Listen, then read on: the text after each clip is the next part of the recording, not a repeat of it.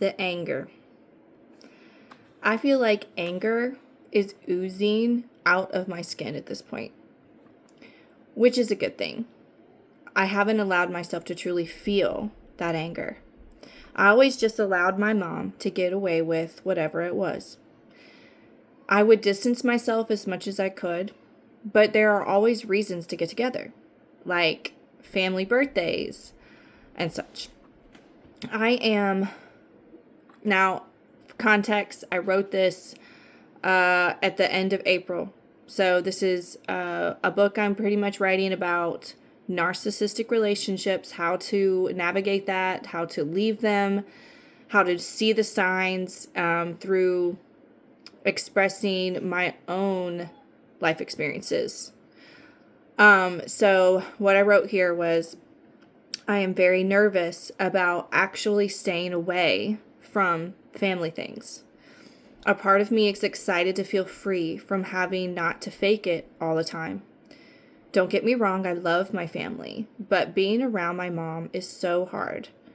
I know now I haven't let myself feel it, so I can't truly heal it until I allow myself to feel it all. The thing is, I don't have enough time to get over one thing before the next fucked up thing comes my way. There are big things that have affected our relationship, yes, but there are a whole lot of little things as well. If you prick someone with a needle, that will hurt, yes, but it won't bleed too badly. Yet if you keep pricking that same spot over and over and over, you will end up bleeding to death eventually. The little backhanded comments, the always putting me down with a smile on her face, those little things start to add up and start becoming big things. When you start dreading the next text, dreading the next conversation, dreading the next time you will have to grin and bear it in person, this is when you know you need to leave. I am doing it. I'm doing it while scared, while shaking.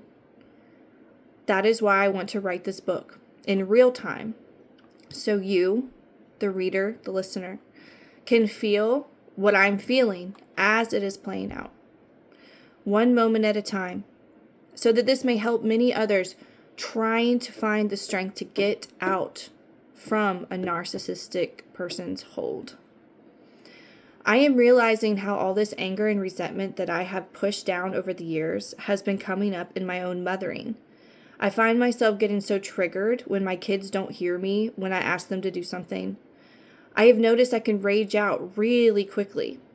Now that I can see things clearly, I can place where all this rage is coming from. It is the culmination of all the times I have not been seen or heard throughout my life. All the times my boundaries have been brutally crossed. Boundaries can be crossed in small ways and in big ways. This last situation that ultimately made me say no more was that trigger of my feelings not being taken into account. I take full responsibility for my part that I played in all of it, for not allowing myself to fully feel all the anger I needed to process. I am also grateful for all the lessons and all the blessings. I am working on releasing all this anger for me, for my children, for my lineage. I am breaking the cycle of not being able to voice justice when needed. I no longer shame myself for keeping my mouth shut for so long. I now choose me. I choose to save myself. No one can save you from these relationships but you. You have to truly see how worthy you are. You are so worthy of healthy relationships in your life. If I allow my mother and I's relationship to continue the way it is, it will only hurt her soul's growth and mine. I cannot heal what needs to be healed when I allow her energy in my field all the time, continuing to poke and to prod. It only is adding to the anger and resentment, which then comes out with rage towards my own kids. I cannot allow this anymore, especially for my kids' sake. I can see so clearly now that is why I act the way I do. And I will hold myself accountable for that and choose to change. I don't shame myself for it. I show myself unconditional love. Leaving this relationship shows myself that love. It may seem selfish to some people, but in actuality, it is choosing myself for the first time. It is self-preservation.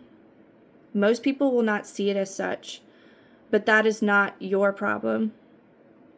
They didn't live it, so they cannot judge it. Stay tuned for more. Love y'all.